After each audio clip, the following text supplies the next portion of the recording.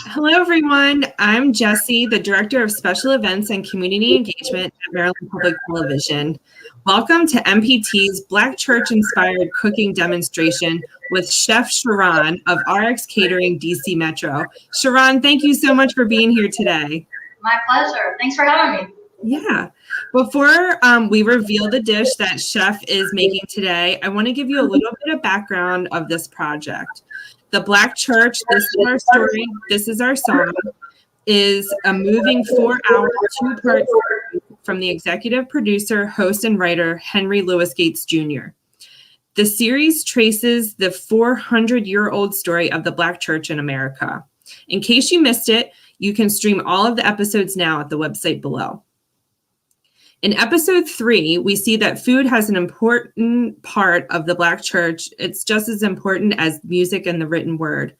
The communal activity of breaking bread with one another often serves as a bonding moment and a reprieve for churchgoers.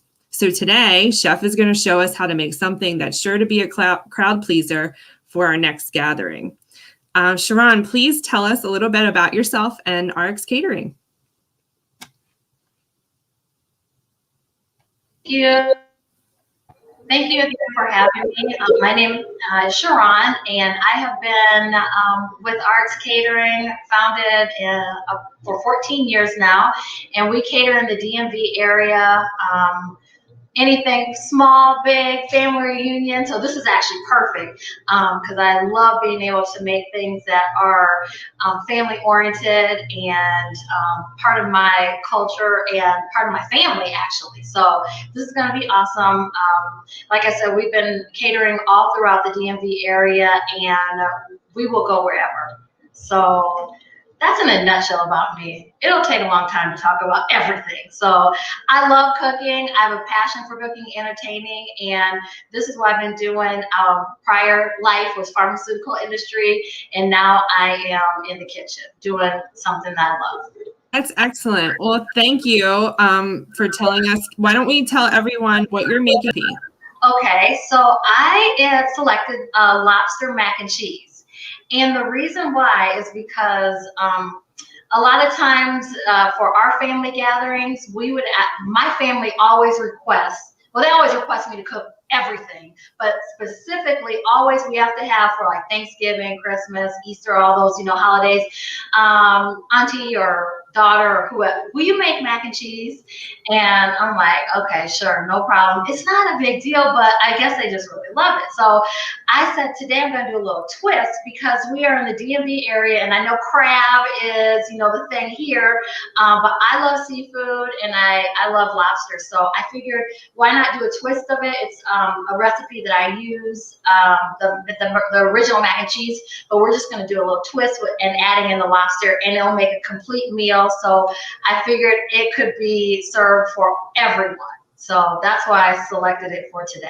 That sounds amazing. All right. Okay. Let's get started. Are we ready? All right. So, and another reason why I selected it because it's easy. And we're people on the go and we want something that we can come home and quickly and it'll be somewhat healthy. This version isn't the healthiest, but it's still good. And you have to cheat every once in a while. So I am going to start off with, like I said, the lobster mac and cheese. I'm going to do a cream sauce. Now, actually, before I'm going to stop a minute because the lobster component. A lot of people don't know how to actually cut a lobster tail. And so I've already pre-made, some of the lobster ingredients, but I wanted to show you guys how to actually cut a lobster tail. So we have this here. You see just regular, it's defrosted. Ready to go. And so if you have a sharp knife, put it on a cutting board and we're going to cut down the middle of it. Just take the knife, it's a chef knife, and we're just gonna go right down the middle. You have to put a little bit of effort into it. You hear it, and it's kind of like you're cutting the vertebrae.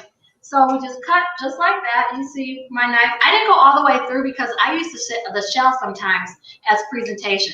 But you can see right here, we've cut it in half, and then you can quickly just take the lobster right out of it. Voila.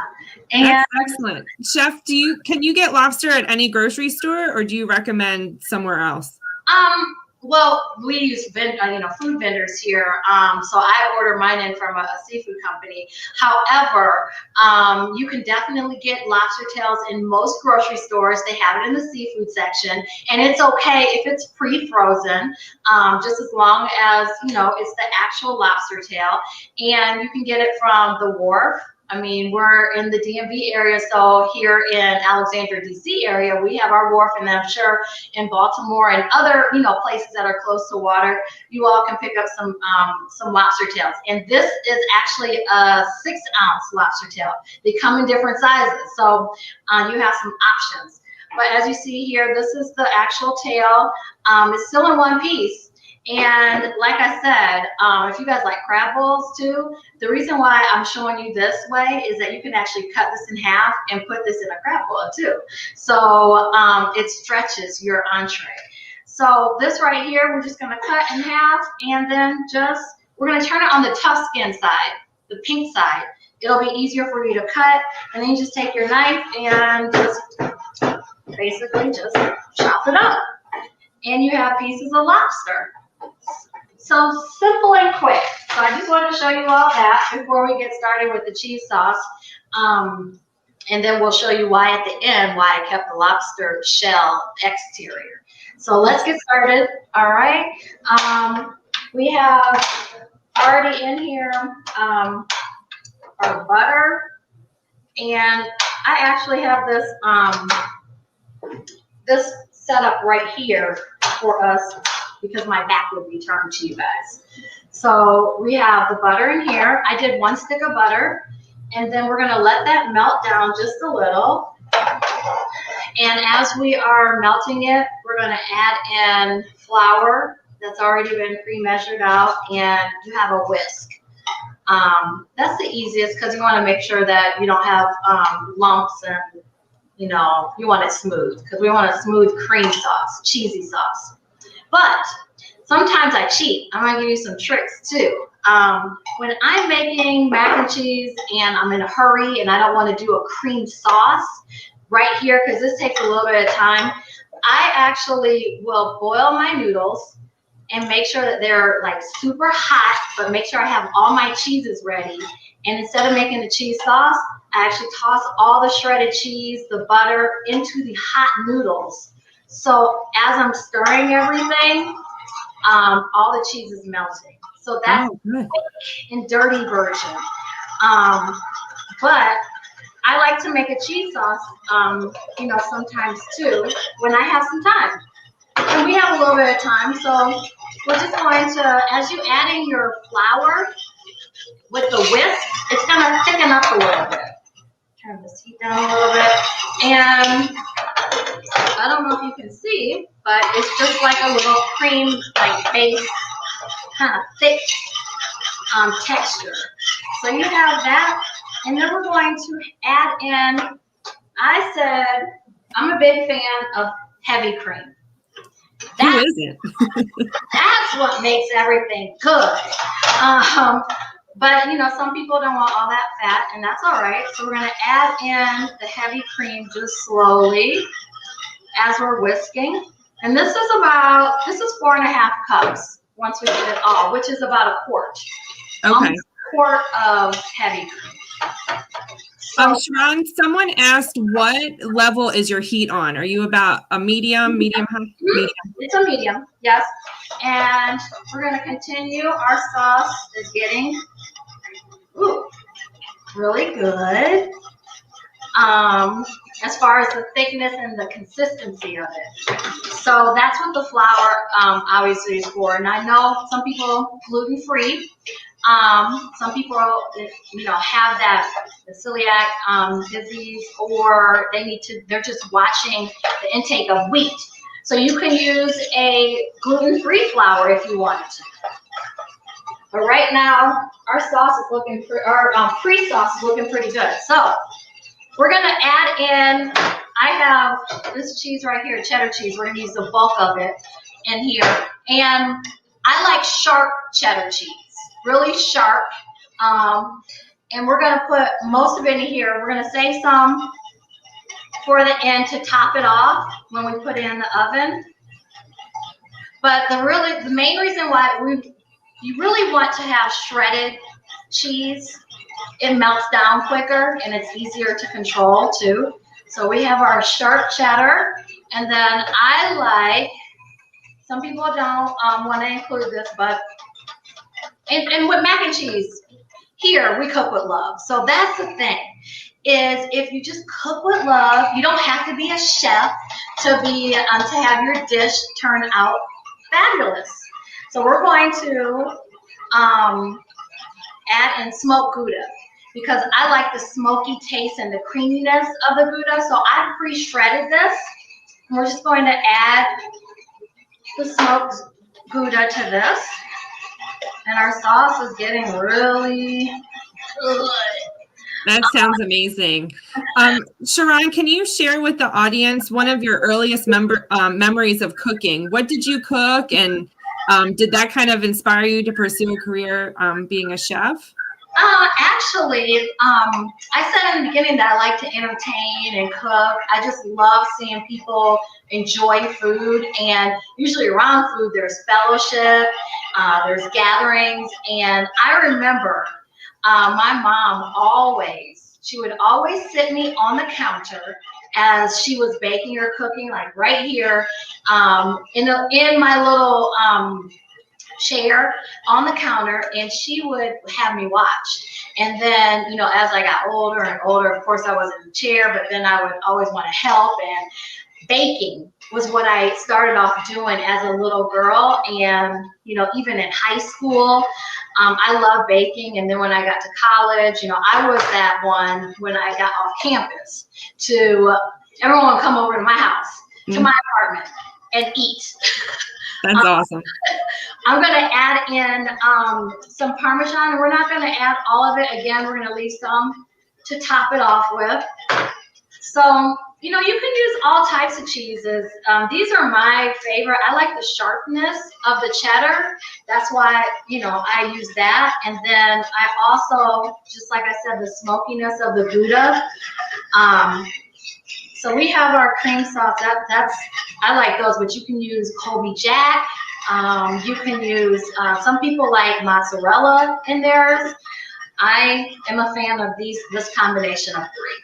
That sounds great. And just a reminder to all of our audience, our viewers, you can see the ingredient list here on the screen now, and we've also linked it in the chat. So you'll have that ingredient list and all of the directions for putting this together. Okay, so it's looking really good and creamy right now. I don't want to burn myself, but let me just show you all. If you can see this cream. Absolutely. Yeah, so, and you can see, just like that. So, it's actually almost ready. Everything's melted, and it's always best, like I said, to have everything, prepped. It'll make everything go smoothly. So I've already cooked off my noodles. And they're sitting here, and I toss them in olive oil just so they're not sticking together. And then it also has that extra, nutrients with the olive oil. That sounds good.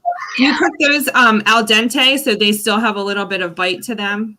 Oh, aren't you a pro? Yes. Yes. And then also too, we're gonna put this in the oven, so we don't want it to be mushy, the actual noodles. So we are good to go. I have some garlic, and I use pepper. I like pepper. Some people don't want it in there, but I put it in just a little.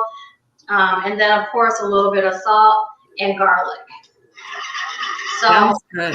I know that on the recipe it did portion it out. The garlic, I think it said half a teaspoon. I think it said that. I am horrible at measuring at times. because like I said before, I cook with love. And so I can look at it. I've done this enough where I can look at it and be like, I need a little bit more or a little bit less. And then I constantly am tasting. I'm not going to taste today because I don't want to gain any more COVID weight. Okay, so our sauce is done, our cheese sauce. So we'll get over to that in one moment. But the lobster, I didn't cook it for you guys in front of you, but I pre-made my lobster. So I did what I showed you. I took it out of the lobster tail. I think I ended up doing like 5 lobster tails, and then I sauteed it in olive oil. I'm a huge fan of garlic. I love garlic, and then I put a little bit of blackening, so it's gonna have a kick. And then my secret, I don't share this a lot of times, but since we have the smoked Gouda, I'm a big fan of smoked paprika. So I put that a little bit on my lobster tails. And then I actually, once we mix everything in, we're going to mix it in with the mac and cheese too. That's not on the recipe, but that's just a little secret. Excellent. Yes. We're getting the inside scoop today. Yes. Okay, so we are almost there. We have our sauce, we have our noodles. So we're going to go ahead and, you see the sauce is so oh my gosh, that looks amazing. So creamy, and it smells. I wish you all were here because I am smelling this. Oh my gosh, and it's so it's so good. It smells so. I can smell the garlic and the Gouda coming through. So as you see right here, you see it's nice and like creamy, and now we're gonna add in our lobster. Very simple, and we'll just mix it in. And so you have your protein here. Now you do have a lot of carbs, but that's all right. That's okay. Yeah, you can cheat it. Right. And we're just gonna mix all that in. And like I told you before, I'm gonna put in a little bit of smoked paprika in here, and that's gonna change the color just a little.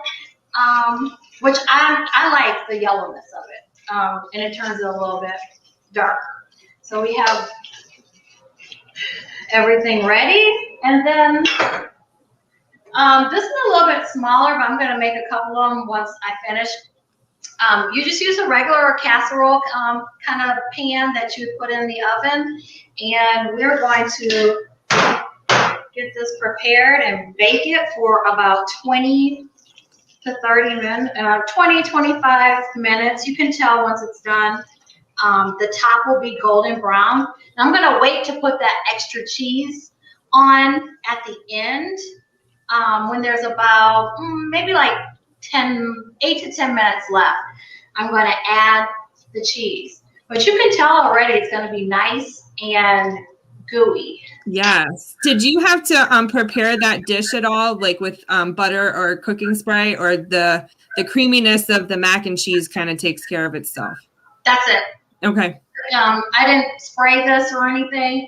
And quite frankly, this is old school. My grandma used to be in the kitchen all the time, and you like that extra crunchiness on the sides. Absolutely. And bubbles over. So as you can see here, it's ready to put in the oven. I'm excited. We're going to bake this off, and I'll show you guys the finished product shortly. Okay. So you talked about Chef cooking with your grandmother, your mother. What food traditions do you want to pass on? Well, I actually, my sister-in-law is Vietnamese, and so one of the items that we harass her for every year, anytime I go back home to visit, are shrimp rolls. Oh. And I know it's not, back from my grandmother's time or, very historic, but it's something that has brought our families together. The shrimp rolls, and it's so simple. Actually, I made it with her one time when I was home visiting, and then I tried to duplicate it one time.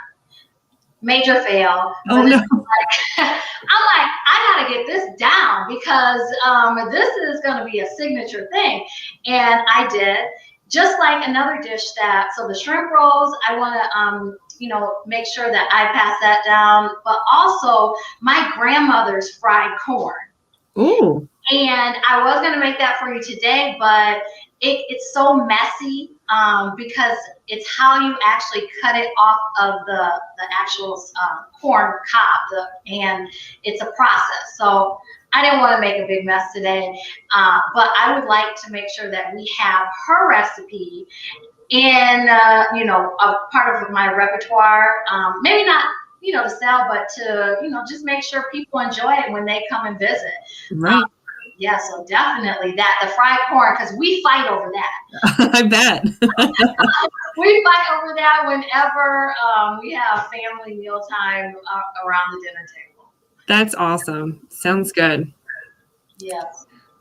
So I think we have the mac and cheese in the oven. Yes. But through the magic of Facebook, you have a finished product to show us?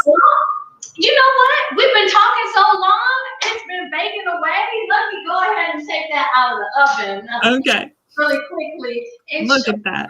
The finished product. So this is the lobster mac and cheese. And as you see here, I have taken that shell and just dressed it, on the side.